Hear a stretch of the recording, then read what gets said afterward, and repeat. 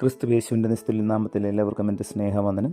ഇന്നത്തെ നമ്മുടെ ചിന്തയ്ക്കായി ലഭിച്ചിരിക്കുന്ന വേദഭാഗം ഉൽപ്പത്തി പുസ്തകം 3-ാം അധ്യായം 9-ാം വാക്യം. യഹോവയായ ദൈവം മനുഷ്യനെ വിളിച്ച്, നീ എവിടെയെന്ന് ചോദിച്ചു. ഒരു ബാലന് ഒരു ടോയ് കാർ ഉണ്ടായിരുന്നു. കുറച്ച് നാൾ കഴിഞ്ഞപ്പോൾ അതിൻ്റെ ചക്രങ്ങൾ കേടായി. അത് ആ കുട്ടിക്ക് വലിയ സങ്കടമായി. അവൻ തൻ്റെ മുത്തച്ഛനോട് തൻ്റെ സങ്കടം പറഞ്ഞു. അത് പരിഹരിക്കുവാൻ മാർഗം ഒന്നും കാണായികയാൽ പകരം പുതിയ ടോയ് കാർ വാങ്ങിക്കൊടുക്കാം എന്ന് മുത്തച്ഛൻ പറഞ്ഞെങ്കിലും ആ ബാലന് തൃപ്തിയായില്ല. അതിനാൽ ആ പഴയ കാർ എങ്ങനെ ശരിയാക്കാനാവും എന്ന് മുത്തച്ഛൻ വളരെ ആലോചിച്ചു. അദ്ദേഹം തൻ്റെ പഴയ സാധനങ്ങൾ ഇട്ടിരുന്ന ട്രേ പരിശോധിക്കുകയും അതിലൊന്നിനും കൊള്ളില്ല എന്ന് കരുതി തള്ളിക്കളഞ്ഞിരുന്ന കനം കുറഞ്ഞ ഒരു പലക കഷ്ണം കാണുകയും ചെയ്തു. അദ്ദേഹം അതെടുത്ത് അറുത്ത് മുറിച്ച് 2 വീലുകൾ ഉണ്ടാക്കി.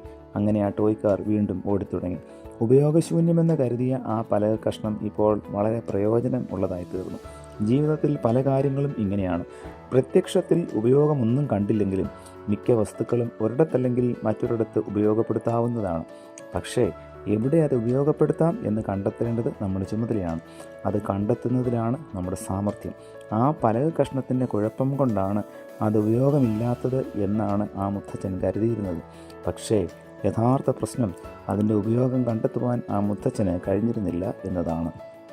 ഓരോന്നും എവിടെയാണ് ഫിറ്റാകുന്നത് എന്നത് മനസ്സിലാക്കുന്നതാണ് ജീവിത വിജയം. പക്ഷേ ചിലതൊക്കെ പ്രയോജനപ്പെടുത്തുന്നതിന് ചില പ്രത്യേക സന്ദർഭം വരെ നാം കാത്തിരിക്കേണ്ടതും ഉണ്ട്.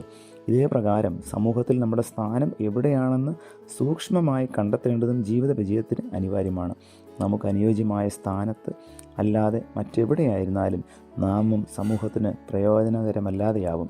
ഈ ലോകത്തിൽ നമ്മുടെ ചുമതല എന്തെന്ന് കൃത്യമായി മനസ്സിലാക്കിയെങ്കിൽ മാത്രമേ ഈ ലോകത്തിന് അനുഗ്രഹമാകുവാൻ നമുക്ക് കഴിയുകയുള്ളൂ.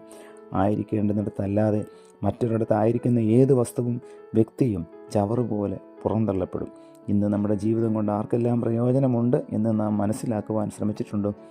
എങ്ങനെയെങ്കിലും മരണം വരെ കഴിഞ്ഞുകൂടണമെന്ന് മാത്രമാണ് പലരുടെയും ആഗ്രഹം.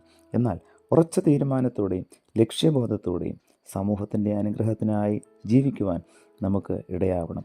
അതിനായി ദൈവകരങ്ങളിൽ നമ്മെ തന്നെ സമർപ്പിക്കാം, പ്രാർത്ഥിക്കാം. പ്രിയ കർത്താവേ, ലഭിച്ച വചനത്തിനായി നന്ദിയോടെ സ്തോത്രം. ക്രിസ്തീയ ജീവിതത്തിൽ ഞങ്ങളുടെ ചുമതലകൾ എന്താണെന്ന് വ്യക്തമായി മനസ്സിലാക്കുവാൻ, വചനത്തിലൂടെ അത് നിർവഹിക്കപ്പെടുവാൻ തക്കവണ്ണം ഞങ്ങളെ അവിടുന്ന് സഹായിക്കണമേ. വചനത്താൽ ഞങ്ങളെ ധന്യരാക്കിയതിനായി സ്തോത്രം. യേശു കർത്താവിൻ്റെ നാമത്തിൽ തന്നെ ആമേൻ.